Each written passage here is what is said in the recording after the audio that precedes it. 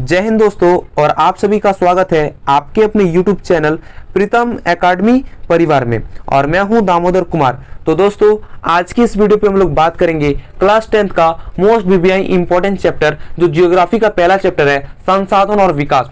हालांकि हम लोग कुछ दिनों से इस चैप्टर पे बात करते आ रहे हैं, ठीक है। और आपका नेक्स्ट जो पार्ट था, मतलब नेक्स्ट जो पार्ट हम लोग वीडियो बनाए थे, वो हम लोग नेक्स्ट क्लास में क्या पढ़े थे, संसाधन का विकास, ठीक है। संसाधन का विकास में हम लोग बात किए थे और सतत पोषणीय विकास पर हम लोग बात किए थे, ठीक है। तो आज हम लोग जो पढ़ने वाले हैं, इसका नेक्स्ट पार्ट पढ़ने वाले हैं। और नेक्स्ट पार्ट क्या है? नेक्स्ट पार्ट आपका यहाँ पर देख सकते हो, पृथ्वी सम्मेलन, ठीक है। हम लोग पढ़े थे क्या, नेक्स्ट वीडियो में हम लोग पढ़े थे विकास के कारण उत्पन्न समस्याओं से समाधान कैसे, ठीक है। समाधान मतलब जो उत्पन्न समस्या, विकास, हम लोग कुछ विकास करते हैं, जैसे डेवलपमेंट करते हैं, जैसे अब पेड़ लगा हुआ है, ठीक है, और पेड़ को काटते हैं, और काट के हम लोग क्या करते हैं, चेयर, कुर्सी, उसके बहुत तरह का फर्नीचर हम लोग बनाते हैं, जिससे क्या होता है, पेड़ को काटना पड़ता है। और पेड़ काटने से क्या होता है, पर्यावरण दूषित होता है, ठीक है। तो ये आप लोग नोट कीजिएगा कि पेड़ काटने से क्या होता है, पर्यावरण दूषित होता है। लेकिन हम लोग क्या कर रहे हैं, विकास तो कर रहे हैं। देखिए, पेड़ नहीं काटेंगे तो वो हम लोग फर्नीचर से तरह तरह की चीज नहीं बना पाएंगे। इससे हम लोग क्या हो जाता है कि विकास नहीं हो पाता है किसी चीज में। तो विकास करने के लिए क्या करना पड़ता है, किसी चीज को क्षति पहुंचाना पड़ रहा है, पर्यावरण का जो चीज है उसको क्षति पहुंचाना पड़ रहा है। तो हम लोग ऐसा क्या करें जिससे पर्यावरण भी सुरक्षित रहे और उसका जो समस्या उत्पन्न हो रही है, उस समस्या का समाधान हो जाए। तो उस पर हम लोग बात किए थे कि विकास के कारण उत्पन्न समस्याओं का समाधान। विकास हम लोग कर रहे हैं, पेड़ को हम लोग ना काट के फर्नीचर हम लोग किस प्रकार से करें, यदि ऐसे कर सकते हैं तो ये किस प्रकार से कर सकते हैं, ये अगले वीडियो में हम लोग बात किए थे, ठीक है। तो वो वीडियो नहीं देखे हैं तो जाके पहले उस वीडियो को वॉच कीजिए, ठीक है। नेक्स्ट वीडियो ये इसके पहले वाला वीडियो है, ठीक है, और आपका प्लेलिस्ट में मिल जाएगा, आप जाके चेक कर सकते हो, ठीक है। आप और इसका पीडीएफ भी आपको साथ साथ प्रोवाइड हो जाएगा, ठीक है। टेंशन ना लीजिए, जब तक आपका इस पीडीएफ को खत्म ना कर दूं मैं पढ़ा के, तब तक आपको पीडीएफ नहीं मिलेगा। तो इस वीडियो का पूरा जिस दिन एंड हो जाएगा, इस चैप्टर को मैं जिस दिन पूरा एंड कर दूंगा, उस दिन पीडीएफ आपका मिल जाएगा, ठीक है। तो हालांकि हम लोग इस पे बात कर लिए थे, ठीक है, और आप लोग जाके उस वीडियो को देख लेना, उसके बाद इस वीडियो को देखना, ताकि आपका क्या होगा, आपका जो समझ ज्यादा बेहतरीन तरीके से आपका समझ आने वाला है, ठीक है। तो चलिए हम लोग बात करेंगे आज की इस वीडियो पे पृथ्वी सम्मेलन, ठीक है, 1992 पृथ्वी सम्मेलन 1992। आपका यहाँ पर 1922 हो गया है, तो यहाँ पर मिस्टेक हो गया है थोड़ा, ठीक है, टाइपिंग में। कोई बात नहीं, टेक्निकल टीम से इसको सुधार दिया जाएगा, ठीक है। आपको जो पीडीएफ मिलेगा 1992 यहाँ देखने को मिलेगा, ठीक है, ये वादा मेरा। तो चलिए पृथ्वी सम्मेलन क्या है, इस पर हम लोग बात कर लेते हैं, ठीक है। तो देखिए, पहला यहाँ पर दे दिया गया है कि जून 1992 ईस्वी में, ठीक है, जून 1992 ईस्वी में 100 से भी ज्यादा देश ने क्या किया, ब्राजील के शहर रियो डी जेनेरो, आप यहाँ पर एकदम नोट कर लीजिएगा, यहाँ पर क्या बोला है, ब्राजील के शहर रियो डी जेनेरो। ये चीज को आप एकदम 100% नोट करके रखिएगा कि ब्राजील के शहर कहाँ बोला है, रियो डी जेनेरो में बोला है। और आपका यहाँ से ऑब्जेक्टिव क्वेश्चन भी अधिकतर बनता है कि किस शहर में बना था, ठीक है। यहाँ पर ऑब्जेक्टिव क्वेश्चन बनेगा कि प्रथम पृथ्वी सम्मेलन कहाँ हुआ, तो यहाँ पर आपको ऑप्शन दे देगा ब्राजील, या तो ऑप्शन देगा देश, ब्राजील, फ्रांस, जापान, इंग्लैंड। तो आपको किस में मारना है, आपको हमेशा ब्राजील में मारना है, आपको किस में मारना है, ब्राजील में मारना है, ठीक है। और आपको यदि पूछा जाए कि किस शहर में हुआ था, ब्राजील के किस शहर में हुआ था, तो आपको बहुत सारा शहर का नाम दे देगा, 4 शहर का नाम देगा, उसमें से आपको 4 शहर का टिक लगाना पड़ेगा। तो आपको किस में मारना है, रियो डी जेनेरो में आपको टिक लगाना है। किस पे लगाना है, रियो डी जेनेरो पे आपको टिक लगाना है, ठीक है। तो चलिए अब हम लोग बात कर लेते हैं रियो डी जेनेरो में, ठीक है। तो देखिए, बोला है कि जून 1992 ईस्वी में 100 से भी ज्यादा देश क्या किया, ब्राजील के शहर रियो डी जेनेरो में पृथ्वी सम्मेलन क्या है, प्रथम सम्मेलन में, ठीक है, पृथ्वी सम्मेलन होगा या प्रथम पृथ्वी सम्मेलन होना चाहिए, ठीक है। यहाँ पर थोड़ा मिस्टेक हो गया, कोई बात नहीं, इसको आप सुधार दिया जाएगा। प्रथम पृथ्वी सम्मेलन में एक साथ एकत्रित हुए, मतलब यहाँ पर बोला गया है कि 1992 ईस्वी को, जून 1992 ईस्वी को आपका पूरे विश्व में जितना भी देश है, उसमें से 100 से भी ज्यादा देश क्या किया था, एक जगह एकत्रित हुआ। कहां पर एकत्रित हुआ, ब्राजील के शहर रियो डी जेनेरो में एकत्रित हुआ, और वहां पर एक सम्मेलन हुआ जिसका नाम क्या पड़ा, सतत पोषणीय विकास जो था, ठीक है। ब्राजील के शहर रियो डी जेनेरो में एक सम्मेलन हुआ, जहां पर आपका क्या हुआ, पृथ्वी सम्मेलन का नाम से उसको जानते हैं हम लोग, जहां पर आपका बोला गया कि जितना भी देश है सभी एकत्रित हो और क्या करो, इस एक घोषणा पत्र था, एजेंडा किस नाम का एक घोषणा पत्र था, उस घोषणा पत्र पे साइन करो, और हम लोग क्या सभी एकजुट होकर क्या करेंगे कि पूरे पृथ्वी को, सिर्फ अपना ही एरिया को नहीं, पूरे पृथ्वी को क्या करेंगे, सुरक्षित रखेंगे, साफ रखेंगे, और क्या करेंगे, पर्यावरण को शुद्ध रखेंगे, ठीक है, ताकि ग्लोबल वार्मिंग ना हो। क्योंकि पृथ्वी, देखिए, एक देश के कुछ करने से आपका पूरा पृथ्वी का जो एनवायरनमेंट है वो खराब होता है, ठीक है। ऐसा नहीं कि सिर्फ हम भारत में खराब कर रहे हैं तो सिर्फ भारत में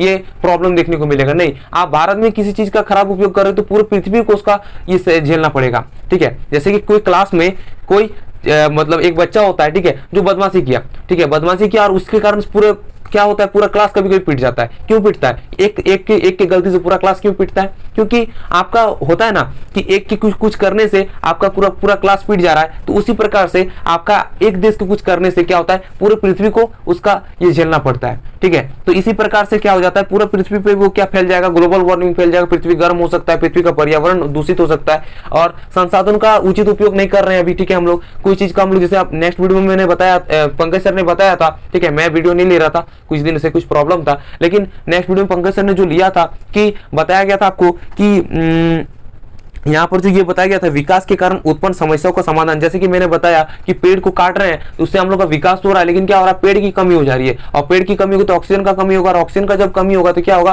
कार्बन डाइऑक्साइड बढ़ जाएगा, क्योंकि हम लोग जो सांस लेते हैं वो छोड़ते हैं, वो क्या छोड़ते हैं, कार्बन डाइऑक्साइड छोड़ते हैं। कार्बन डाइऑक्साइड जब बढ़ेगा तो क्या होगा, ग्लोबल वार्मिंग होगा, 100% होगा। तो क्या होगा, इससे पृथ्वी का इन्वायरमेंट जो है वो गर्म होगा, एकदम होगा। ठीक है, पृथ्वी का पर्यावरण क्या यहाँ पर दूषित देखने को मिला, क्या, हाँ या ना, एकदम मिला।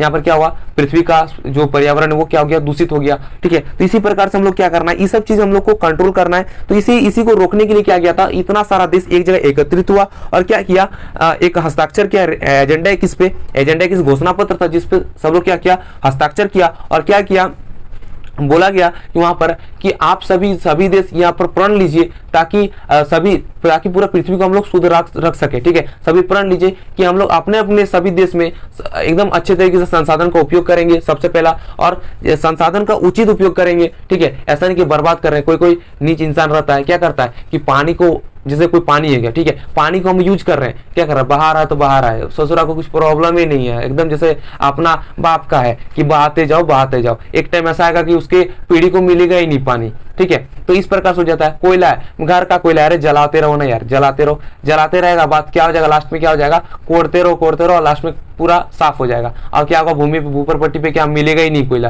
तो क्या हुआ, कोयला से हम लोग को फिर क्या आने वाला पीढ़ी क्या हो जाएगा, हम लोग का वो चीज का फायदा नहीं उठा पाएगा। ठीक है, जब कोई चीज खत्म हो जाएगा तो क्या हम लोग का नेक्स्ट जो आने वाला पीढ़ी है वो क्या हम लोग को मिल पाएगा, वो क्या इस चीज का उपयोग कर पाएंगे, नहीं कर पाएंगे। तो इसीलिए बोला गया है कि संसाधन का उचित उपयोग करना है। इसीलिए मैं यहाँ पर बोला कि संसाधन का उचित उपयोग सभी देश करें। उसके बाद क्या करना है, उसके बाद क्या करना है कि आपका अधिक से अधिक पेड़ लगाना है, जितना टाइप का जो ऐसा काम करना है जिससे हम लोग का पर्यावरण शुद्ध रहे। ठीक है, तो उस प्रकार से यहाँ पर बोला गया, सभी देश मिलकर यही चीज का हस्ताक्षर किया गया। तो आई होप आपको ये समझ आ गया। ठीक है, ये पृथ्वी सम्मेलन पूरा का पूरा मैंने समझा दिया। अब मैं एक बार पढ़ देता हूँ, आप उसके बाद अच्छे से देख लीजिएगा। ठीक है, तो देखिए एक पहला तो पढ़ दिया। ठीक है, कि 100 देश यहाँ पर शामिल हुआ, कहाँ पर, ब्राजील के शहर रियो डी जेनेरो में। ये चीज आप याद रखिएगा, ये चीज ऑब्जेक्टिव क्वेश्चन में पूछता है। ठीक है, फिर है सम्मेलन का आयोजन विश्व स्तर पर उभर रहे पर्यावरण संरक्षण और सामाजिक आर्थिक विकास की समस्या से निपटारा कैसे पाया जाए, इसका हल ढूंढने के लिए सभी क्या एकत्रित हुआ। ठीक है, फिर है इस सम्मेलन में उपस्थित राष्ट्रों ने भूमंडलीय जलवायु परिवर्तन और जैविक विविधता के लिए एक घोषणा पत्र पर हस्ताक्षर किया। किस घोषणा पत्र पर हस्ताक्षर किया, तो एजेंडा 21 पे किया। ठीक है, यहाँ पर आप नेक्स्ट टॉपिक पे देख सकते हो, लिखा गया है कि एक ही सम्मेलन में भूमंडलीय वन सिद्धांतों यानी फॉरेस्ट प्रिंसिपल पर सहमति जताई गई और 21वीं शताब्दी में सतत पोषणीय विकास के लिए एजेंडा 21 स्वीकृति प्रदान कर दिया गया। तो वो यहाँ पर आप और एक क्वेश्चन यहाँ पे देखने को मिल जाएगा। क्या क्वेश्चन देखने को मिलेगा, मैं यहाँ पर बता देना चाहता हूँ कि आपको बोलेगा कि कितने शताब्दी में आपका सतत पोषणीय विकास में एजेंडा 21 पर स्वीकृति प्रदान किया गया, तो 21वीं शताब्दी में। आपका ये क्या हो जाएगा, 21वीं शताब्दी, इसका बिल्कुल सही आंसर हो जाएगा। ठीक है, तो 21वीं शताब्दी आप यहाँ पर याद करके रखिएगा। चलिए अब हम लोग बात करते हैं नेक्स्ट टॉपिक पे। ठीक है, तो नेक्स्ट टॉपिक यहाँ पर एजेंडा 21 है। तो यहाँ पर आपको सबसे बड़ा यहाँ पर प्रॉब्लम जो देखने को मिलेगा वो क्या, एजेंडा 21। क्या आप सोचोगे कि एजेंडा 21 आखिरकार है क्या। ठीक है, एजेंडा 21 आखिरकार है क्या, आप ये सोचोगे। तो एजेंडा 21 पे हम लोग अभी बात कर लेंगे। ठीक है, चलिए एजेंडा 21 क्या है उस पर हम लोग बात करते हैं। यहाँ पर आप देख सकते हो, यहाँ पर जैसे मैंने बोला एजेंडा 21, तो एजेंडा 21 यहाँ पर आ चुका है। एजेंडा 21 क्या है, हम लोग अभी इस पे हम लोग बात करेंगे। ठीक है, तो देखिए एजेंडा 21 क्या है, यहाँ पर आप पढ़ लेंगे तो आपको आराम से एकदम 100% है कि यहाँ पर क्लियर हो जाएगा। फिर यहाँ पर एजेंडा 21 के बारे में 3 टॉपिक आपको लिखा गया है। पहला तो यहाँ पर 2 टॉपिक एजेंडा 21 के बारे में, इसका उद्देश्य क्या था, ये आपको 3 टॉपिक दिया गया है। ठीक है, तो इसको हम लोग पहले रीड करते हैं। तो यहाँ पर देखिए लिखा गया है, यह एक घोषणा पत्र है जिसे 1992 ईस्वी में ब्राजील के शहर रियो डी जेनेरो पर संयुक्त राष्ट्र पर्यावरण और विकास के सम्मेलन UNCED के तत्व को लेकर विश्व स्तर पर स्वीकृति किया गया, ठीक है, विश्व स्तर पर स्वीकृति किया गया, जैसे मैंने बताया 1992 ईस्वी में हुआ था ये, ठीक है। तो आपको यहाँ पर समझ आ ही गया होगा। अब फिर क्या है कि यह एक कार्य सूची है, यह कार्य सूची है, यानी घोषणा पत्र था, यह कार्य सूची है जिसमें समान हितों और पारस्परिक आवश्यकताओं एवं सम्मिलित जिम्मेदारियों के अनुसार विश्व सहयोग के जरिए पर्यावरणीय क्षति, गरीबी, रोगों से निपटारा आदि विषय सम्मिलित है। किस पे कौन कौन सा विषय सम्मिलित है? तो आप यहाँ पर पहला विषय देखिए, यहाँ पर दिया गया क्या कि पर्यावरण क्षति, फिर क्या है गरीबी, और उसके बाद क्या है रोगों से निपटारा। यहाँ पर मैं आपको तीनों को प्रूफ करके दिखाता हूँ कि किस प्रकार से ये सही चीज बोल रहा है, ठीक है।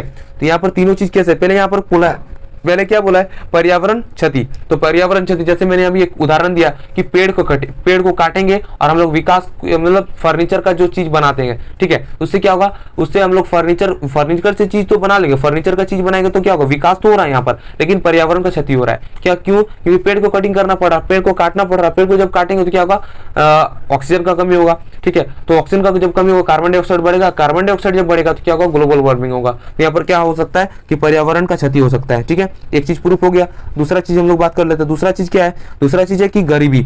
आप देखिए गरीबी क्या है, तो आपको जब आपने जब पढ़ा होगा, पंकज सर ने क्लास लिया तो गरीबी और अमीरी में एक चीज पढ़ाया गया था कि जब पर्यावरण मतलब कोई संसाधन है, ठीक है, ये कोयला है, ठीक है, और यहाँ पर उपयोग करने वाला दो आदमी होता है। पहला तो एक अमीर आदमी होता है, एक गरीब आदमी होता है। कैसे इसको हमें अमीर और गरीब में बांट दिया, जैसे बताता हूँ। जो आदमी सबसे ज्यादा संसाधन का उपयोग किया, वो क्या हो गया, अमीर हो गया। यहाँ पर क्या आ गया, अमीर वाला आ गया, ठीक है, यहाँ अमीर वाला आ गया। जो जिसको संसाधन प्राप्ति नहीं हुआ तो वो क्या होगा, ऑब्वियसली गरीब होगा। क्या होगा, गरीब होगा, ठीक है। तो वो क्या हो जाएगा, गरीब हो जाएगा। तो यहाँ पर क्या देख सकते हो, दोनों अमीर और गरीब में यहाँ पर बढ़ गया। लेकिन जिसको संसाधन का उपयोग नहीं, जो संसाधन का सही से उपयोग नहीं कर पाया, ठीक है, कोई उपयोग कर लिया तो वो तो अमीर बन गया। जो संसाधन का उपयोग ही नहीं कर पाया वो क्या हो गया, गरीब हो गया। तो यहाँ पर क्या, यहाँ पर देख सकते हो आप, यहाँ पर तो ये सही बोला गया है, यहाँ पर गरीबी भी बढ़ा, गरीबी भी हो गया यहाँ पर, ठीक है। फिर क्या है, फिर नेक्स्ट बोला है कि रोगों से निपटारा। रोगों से निपटारा के लिए भी ये एजेंडे किस पर स्वीकृति प्रदान किया गया था, मतलब साइन किया था सभी। तो रोगों से निपटारा, जैसे जब पर्यावरण दूषित होगा तो आप बोलिए आदमी रोगों से क्या मतलब भर जाएगा कि नहीं। जैसे यहाँ पर अभी कोरोना वायरस आया था, तो कोरोना वायरस किस में आया था, एक देश में आया था, चीन में आया था। लेकिन चीन से पूरा विश्व में कैसे फैल गया, पूरे विश्व में फैला ना। तो एक देश की कुछ गलती से कारण पूरा पृथ्वी को क्या करना पड़ता है, उसका पश्चाताप करना पड़ता है, उसको भोगना पड़ता है, ठीक है। तो इसी प्रकार बोला रोगों से निपटारा। एक देश के कुछ हो जाए, एक देश में कुछ हो जाए ना तो पूरे विश्व में क्या वो फैल जाएगा, और फैल जाएगा तो क्या होगा, सभी देश में रोगों का ये हो जाएगा, भंडारा बन जाएगा। जैसे जिस प्रकार से अभी कोरोना वायरस आया था, एक देश चाइना ने स्टार्ट किया, चाइना से जहां स्टार्ट हुआ पूरे विश्व में फैल गया। तो पूरा देश को, पूरे पृथ्वी के पूरे देश में सभी को क्या इस समस्या को झेलना पड़ा कि नहीं, तो झेलना पड़ा। इसीलिए रोगों से निपटारा के लिए भी इसको क्या किया था, स्वीकृति प्रदान किया गया था। इस पे सभी लोग क्या किया था, साइन किए थे, ठीक है। चलिए अब इसका उद्देश्य भी हम लोग बात कर लेते हैं। तो इसका उद्देश्य क्या था, देख सकते हो कि इसका उद्देश्य भूमंडलीय स्तर पोषणीय विकास क्या है, भूमंडलीय सतत पोषणीय विकास को हासिल करना। भूमंडल में सतत पोषणीय विकास को हासिल करना। यह सतत पोषणीय विकास क्या समझ आ रहा है आपको? सतत पोषणीय विकास पंकज सर ने जब लिया था तो आप अच्छे से समझ गए होंगे सतत पोषणीय विकास क्या था। मतलब आपका पर्यावरण को शुद्ध रखना है, मतलब यही है, भूमंडल में पर्यावरण को शुद्ध रखना, ये हासिल करना था, ठीक है। जो लोग रखते नहीं है लेकिन उसको रखना चाहिए, ठीक है। अभी तो लोग रखते नहीं, देख सकते हो तरह तरह का चीजों का ये होने लगा है। आप रोड पे निकलोगे तो रोड पे भी कितना कचरा फैला रहता है और सही से कूड़ेदान पे नहीं फेंकते हैं। तो ये चीज का पछतावा एक दिन होगा, सभी को होगा, ठीक है। मेरे को भी होगा, आपको भी होगा, आपकी पीढ़ी को भी होगा। आपको और मेरे को ज्यादा नहीं होगा लेकिन आपके आने वाले पीढ़ी को ज्यादा होगा, क्योंकि उन लोग को ज्यादा चीज को समस्या झेलना पड़ेगा। कोई चीज तुरंत नहीं होता। आज आप आम का पेड़ लगाए तो आम कब फलता है, फलने में कुछ टाइम लगता है, और वो आम का तभी लाभ उठा पाता है। तो यहाँ पर लाभ उठाना, यहाँ पर हानि है। तो इसका हानि को भी देखने को आपको कुछ दिन का समय लगेगा, कुछ टाइम लगेगा। तो आपका और मेरा जनरेशन में कोई यहाँ पर देखने को नहीं मिलेगा। आने वाला हम लोग का जनरेशन को ये चीज झेलना पड़ेगा, ठीक है। इसीलिए बोला गया संसाधन का उचित उपयोग करना चाहिए, ठीक है। तो यहाँ पर क्या बोला, भूमंडलीय सतत पोषणीय विकास को हासिल करना, पहला चीज हो गया। दूसरा क्या है, प्रत्येक स्थानीय निकाय अपनाना, क्या है, प्रत्येक स्थानीय निकाय अपनाना, स्थानीय एजेंडा किस तैयार करना, माना अपना एक पर्सनल एजेंडा किस तैयार करना, ठीक है। अपना एक एजेंडा किस पर्सनल एजेंडा किस तैयार करना। एजेंडा की समझ आ गया क्या था, एक घोषणा पत्र था, और पर्सनल एक घोषणा पत्र तैयार करना था, ताकि देश की जितने भी नागरिक है सभी क्या कि प्रण लीजिए कि आपका इस जो भारत देश है या फिर अलग कोई देश है, सभी अपने अपने देश का एजेंडे की तैयार किया ताकि सभी लोग क्या करें, इस पे घोषणा पत्र पे क्या किया, साइन किए और क्या करना है, इस देश को सुरक्षित रखना है, ये एक घोषणा पत्र पे लिखा गया है। ठीक है, अब यहाँ पर आप देख सकते हो UNCED, यहाँ पर आपको यहाँ पर देखने को मिला था। यहाँ पर जब मैंने पढ़ाया तो यहाँ पर आपको एक चीज देखने को मिला, हाँ ये देखिए यहाँ पर आपको क्या देखने को मिला, ये आपको ये चीज देखने को मिला। ठीक है, UNCED, तो UNCED का फुल फॉर्म यहाँ पर दिया गया आपका। ठीक है, UNCED का फुल फॉर्म, तो आप यहाँ पर देख सकते हो UNCED का फुल फॉर्म क्या है। यहाँ पर आप एक बार इसको रीड कर लीजिए। UNCED का फुल फॉर्म क्या है कि क्या है, यूनाइटेड नेशनल क्या है, conference on environmental and development. ठीक है, ये आपका फुल फॉर्म हो गया इसका। चलिए अब हम लोग नेक्स्ट पे बात करते हैं। ये आपका ऑब्जेक्टिव क्वेश्चन में आपको पूछ सकता है UNCED का फुल फॉर्म क्या है। ठीक है, ऑब्जेक्टिव आपका पूछ सकता है, 4 ऑप्शन दे देगा, एक गलत 3 को गलत दे देगा और चौथा पूछ देगा आपको। ठीक है, तो आप इसको अच्छे से याद कर लीजिएगा। फिर आपको यहाँ पर नेक्स्ट टॉपिक आ जाता है कि संसाधन का नियोजन। संसाधन का नियोजन क्या है, मतलब संसाधन को किस प्रकार से हम लोग उपयोग करें ताकि संसाधन को हम लोग बचा सके। संसाधन नियोजन माने क्या है, बचाव करना। संसाधन का बचाव क्या है, इस प्रकार से हम लोग बात करेंगे।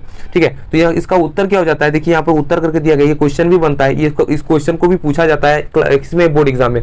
ठीक है, क्लास 10 के बच्चों को मैं बोलना चाहूंगा कि इस टॉपिक को अच्छे से एकदम याद कर लीजिए ताकि आपका बोर्ड एग्जाम में पूछा जाए तो आप कहीं पर रुके नहीं, हिचकिचाए नहीं। ठीक है, तो यहाँ पर देखिए इसका आंसर क्या होगा कि राष्ट्रीय और क्या है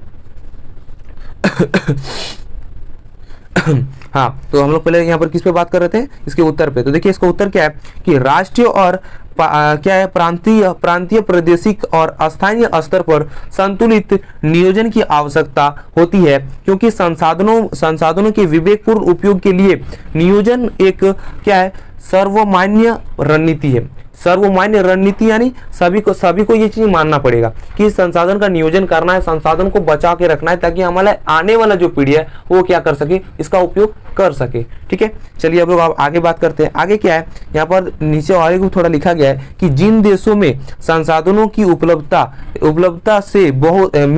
में बहुत अधिक विविधता है उन देशों के लिए बहुत महत्वपूर्ण है। जैसे भारत, जैसे यहाँ पर भारत दिया गया है, यह एक क्या है, यह कुछ ऐसे भी प्रदेश है, यहाँ कुछ ऐसे भी प्रदेश, यहाँ पर भारत में कुछ ऐसे भी प्रदेश है जहाँ एक प्रकार के संसाधन की प्रचुरता है, परंतु कुछ ऐसे प्रदेश है जहाँ बहुत अधिक संसाधनों के लिए क्या है, आत्मनिर्भरता है, और कुछ के पास महत्वपूर्ण संसाधनों की कमी है। जैसे हम लोग यहाँ पर जैसे में हम लोग बात कर लेंगे। ठीक है, जैसे में आप यहाँ पर देख सकते हो, यहाँ पर एक डायग्राम बना दिया गया है। ठीक है, इस डायग्राम पे हम लोग अच्छे से समझेंगे।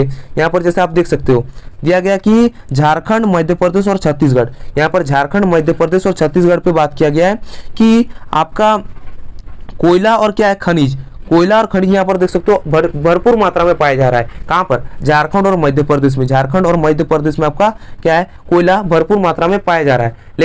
लेकिन आपका वहीं हम लोग अरुणाचल प्रदेश में देखें तो अरुणाचल प्रदेश में आप देख सकते हो यहाँ पर क्या पाया जा रहा है, ओनली सिर्फ जल पाया जा रहा है। अरुणाचल प्रदेश में जल की कमी नहीं है, तो यहाँ पर देख सकते हो यहाँ पर जल है, लेकिन यहाँ पर कोयला नहीं है और क्या नहीं, खनिज नहीं है।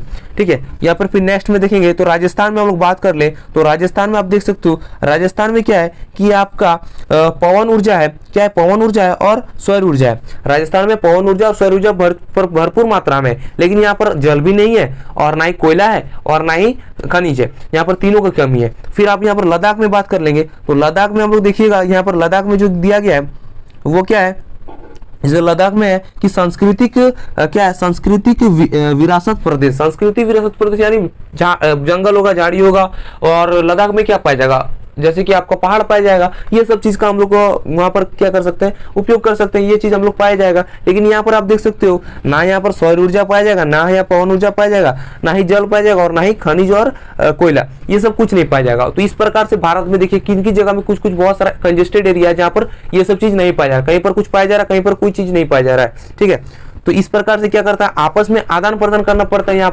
पर क्या करता है कि तुम्हारे पास जल का कमी है और मेरे पास कोयला कमी है, तो तुम मेरे को जल दे दो और मैं तुमको कोयला दे दूंगा। इस प्रकार से यहाँ पर दोनों का आदान प्रदान हो जाएगा और दोनों का क्या हो जाएगा, संसाधनों का पूर्ति हो जाएगा। इस प्रकार से यहाँ पर भारत में ये चलता है। ठीक है, तो भारत में आप यहाँ पर जैसे भारत का एक उदाहरण दिया गया था, यहाँ कुछ ऐसे प्रदेश है जहाँ पर संसाधन का प्रचुर मात्रा है, परंतु कुछ ऐसे प्रदेश है जहां पर अधिक संसाधनों के कारण आत्मनिर्भरता है। आत्मनिर्भरता मतलब दूसरे पर निर्भर है, वो देगा तो ही मेरा यह चलेगा, वरना नहीं चलेगा। जैसे मैं आप लोग पे निर्भर हूँ, आप मेरे चैनल को सब्सक्राइब करोगे तो ही हम लोग क्या कर पाएंगे, आगे बढ़ पाएंगे, वरना हम लोग नहीं बढ़ पाएंगे, हम लोग वहीं के वहीं रह जाएंगे। तो इस प्रकार से वहां पर है कि आप मुझे संसाधन दोगे तो ही हम लोग क्या करेंगे, डेवलपमेंट कर पाएंगे। इसीलिए यहाँ पर भारत का एक उदाहरण दिया गया। यहाँ पर इस डायग्राम से आप समझ गए, ठीक है। अब है भारत के संसाधन नियोजन, ये यहीं पर हम लोग आज लास्ट रखेंगे, ठीक है। ये आगे भी है लेकिन आगे हम लोग नहीं पढ़ाएंगे, आगे आप लोग यहाँ पर नेक्स्ट टॉपिक पढ़ेंगे संसाधन का उपलब्धता से सही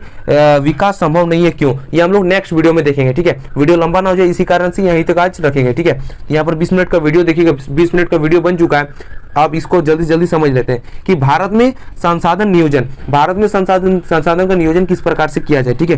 तो संसाधन नियोजन एक जटिल प्रक्रिया है जिसे निम्नलिखित सिद्धांत है, जिसके निम्नलिखित सिद्धांत है। आप लोग यहाँ पर देख सकते हैं कौन कौन सा सिद्धांत है, थोड़ा मैं जूम करके दिखा देता हूँ। देखिए पहला यहाँ पर दिया गया है कि देश के विभिन्न प्रदेश में मौजूद संसाधन का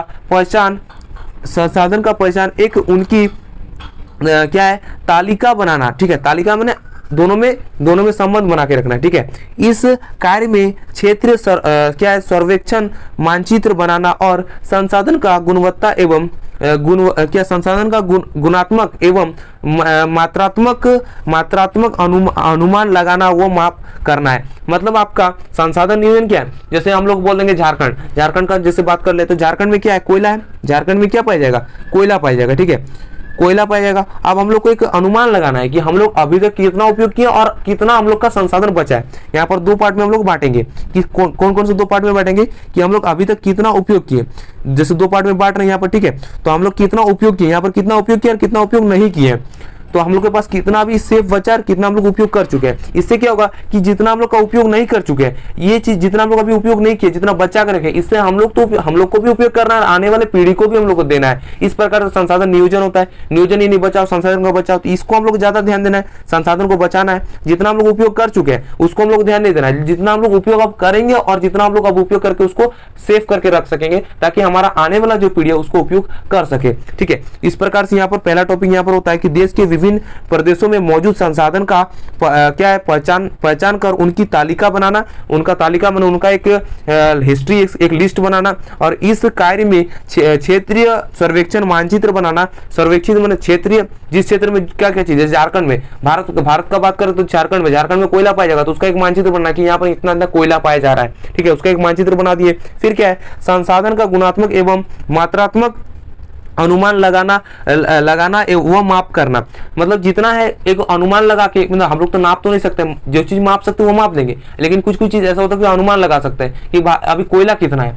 अब हम लोग पृथ्वी में कोयला क्या है उसको हम माप सकते हैं, नहीं माप सकते हैं, ठीक है। एक अनुमान लगा सकते हैं कि हाँ अब इतना दिन चलेगा, हम लोग इतना उपयोग कर चुके, अब इतना दिन चलेगा हम लोग का, तो उसमें हम लोग को आने वाला पीढ़ी को भी देना है और हम लोग को भी उपयोग करना है, तो हम लोग को लिमिट में उपयोग करना पड़ेगा, संसाधन का नियोजन करके चलना पड़ेगा, ठीक है। फिर सेकंड क्या है कि संसाधन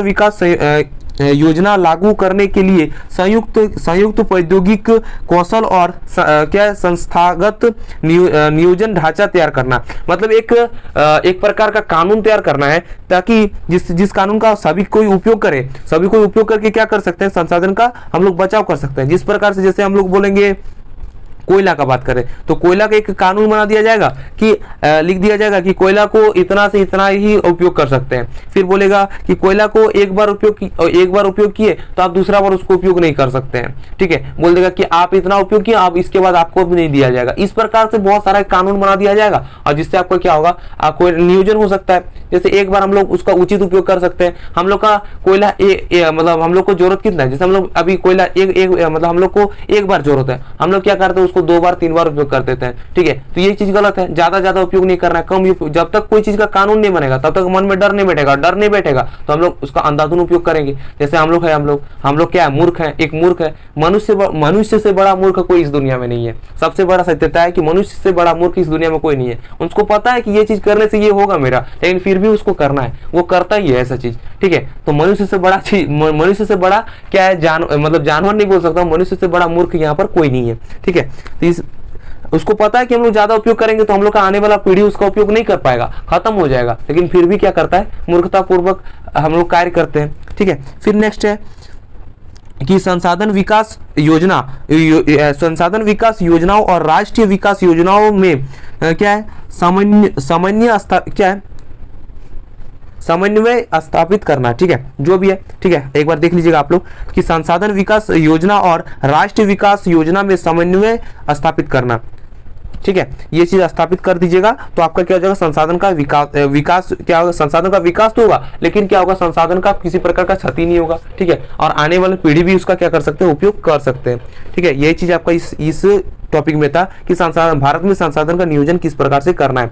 ठीक है, यहाँ तक आज रखते हैं। इसके बाद नेक्स्ट टॉपिक में हम लोग ये वाला पढ़ेंगे, ये टॉपिक को पढ़ेंगे। ठीक है, और आपका ज्यादा बचा नहीं है, अब 1-2 क्लास में ये क्या हो जाएगा, पूरा खत्म हो जाएगा। उसके बाद आपको पीडीएफ दे दिया जाएगा और एक बार आपका टेस्ट ले लिया जाएगा आपका। ठीक है, तो अच्छे से तैयारी कीजिए, नोट्स बनाते हुए चलिए, ताकि आपका एग्जाम आने टाइम आप हड़बड़ाइएगा नहीं कि मेरे पास 1 महीना खाली इंपॉर्टेंट पढ़ना और इंपॉर्टेंट पढ़ के क्या करेंगे, हम लोग पास होंगे। ऐसा माइंडसेट एकदम हटा दीजिए, क्योंकि इस बार ऑब्जेक्टिव भी हटा दिया जाएगा। हमको जैसा लग रहा है, हम लोग प्रीतम एकेडमी सोच रहे हैं कि अब तो कोई समस्या नहीं है, कोरोना वायरस अब यहाँ पर है नहीं कि हम लोग को रोक लगाएगा, तो ऑब्जेक्टिव इस बार हटा देने का चांसेस है। ठीक है, तो आप लोग एक बार ध्यान से एकदम अच्छे से देख लीजिएगा, अपना 100% पढ़ाई पे दीजिए, ताकि क्या हो गया कि बाद में आपको किसी प्रकार का मूर्खतापूर्वक काम नहीं करना पड़े कि हम लोग को सिर्फ इंपॉर्टेंट पढ़ना है और एग्जाम देना है। ये चीज माइंडसेट से हटा दीजिए। ठीक है, और अपने अंदर भरोसा रखिए, आप लोग अच्छे से अच्छे मार्क्स ला पाएंगे, अच्छे से अच्छे चीज कर सकेंगे। ये मत सोचिएगा कि मेरे से नहीं होगा, वो इतना पढ़ रहा है, मेरे को क्या होगा, ये मत सोचिएगा। वो पढ़ रहा है, आप भी पढ़ सकते हो, सिर्फ एक बार मन लगा के यहाँ पर ध्यान तो दीजिए। ठीक है, पढ़ाई एक ऐसा रास्ता है जो आपको बहुत दूर तक ले जा सकता है। ठीक है, अच्छे से पढ़िए और अच्छा से रहिए। ठीक है, तब तक के लिए टेक केयर, जय हिंद, जय भारत और आपका दिन शुभ हो।